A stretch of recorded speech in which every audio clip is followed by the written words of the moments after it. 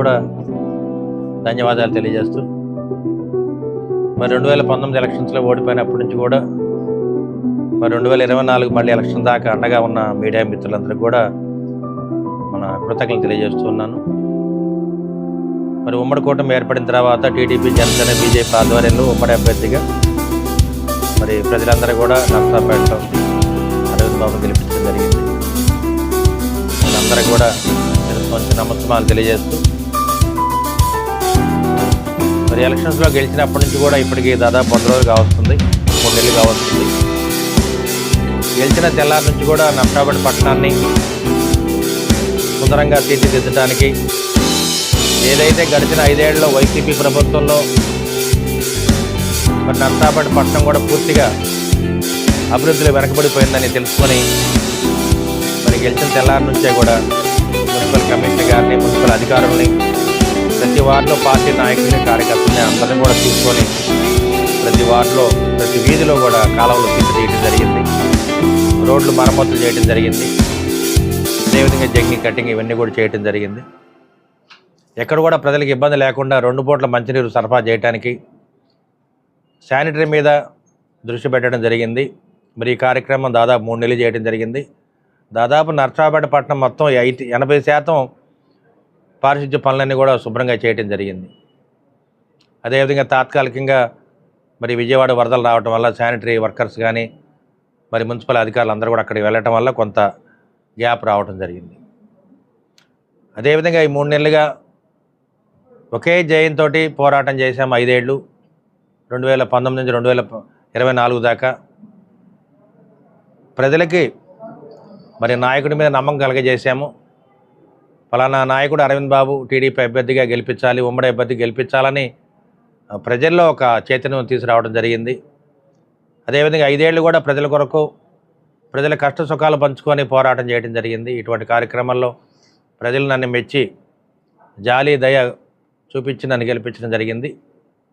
ఇటువంటి కార్యక్రమంలో డాక్టర్ కోడెల గారు 5 సార్లు గెలిచారు. తర్వాత 20 ఏళ్ల తర్వాత నర్సాపేటలో టీడీపీ జెండా, ఉమ్మడి జెండాని ఎగరేయడానికి అవకాశాలు నాకు రావడం జరిగింది. ఇటువంటి కార్యక్రమంలో మీడియా మిత్రులు కానీ, టీడీపీ, జనసేన, బీజేపీ నాయకులు అందరూ కూడా కలిసికట్టుగా పనిచేసి మరి అరవింద్ బాబుకి ఉమ్మడి అభ్యర్థిగా భారీ మెజార్టీ ఇచ్చి గెలిపించడం జరిగింది. ఇటువంటి మెజార్టీ ఎప్పుడు కూడా చరిత్రలో లేదు. కానీ నేను రాజకీయాల్లో వచ్చిన జయం ఒకటే, నీతి నిజాయితీగా ఉండాలి, నర్సాపేట అసెంబ్లీ సెగ్మెంట్ని అభివృద్ధి చేసుకోవాలి.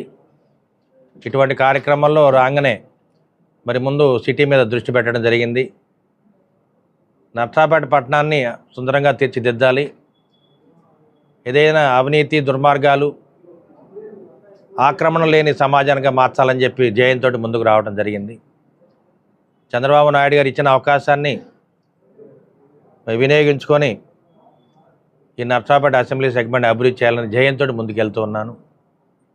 అదేవిధంగా ఒక్కటే జయం, నర్సాపేటలో ఉన్న కిరాయి గుండాలను కానీ, గుట్కా, మద్యాన్ని కానీ, గంజాయి, పేకాట, కోడి పందాలు ఇట్లాంటివి కూడా ఎక్కడా లేకుండా ఉక్కుపాదం మోపమని పోలీసు అధికారులకి మరి చెప్పడం జరిగింది.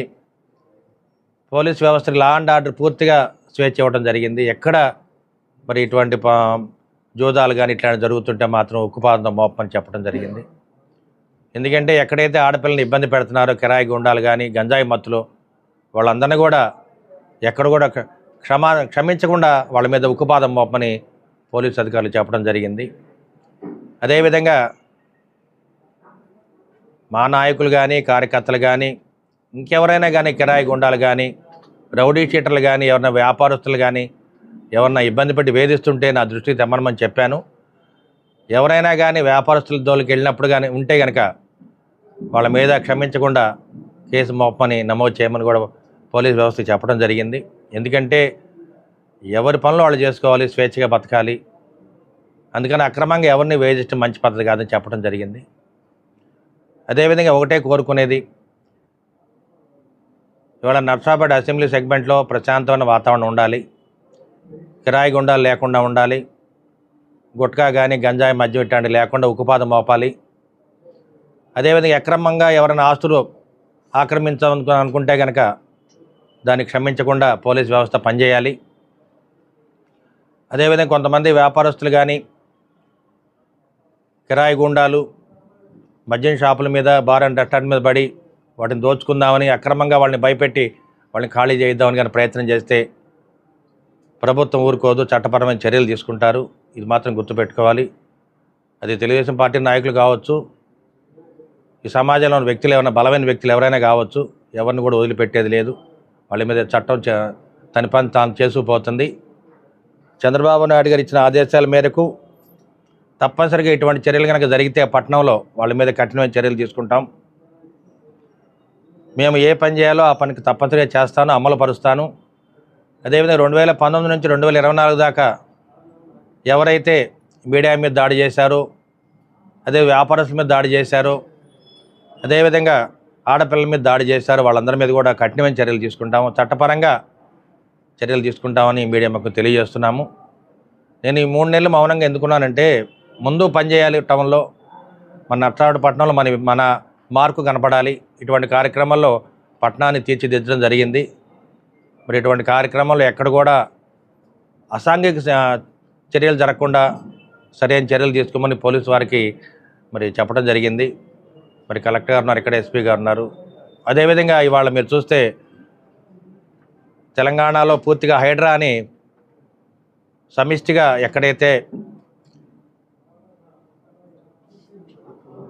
ఆక్రమణలకు గురైన స్థలాలు ఉన్నాయో, అక్రమ లేఅవుట్లు ఉన్నాయో, ఎల్పీఐ పర్మిషన్ లేకుండా, డిటిసిపి అప్రూవల్ లేకుండా ఏదైతే మరి అక్రమ లేఅవుట్లు వేస్తున్నారు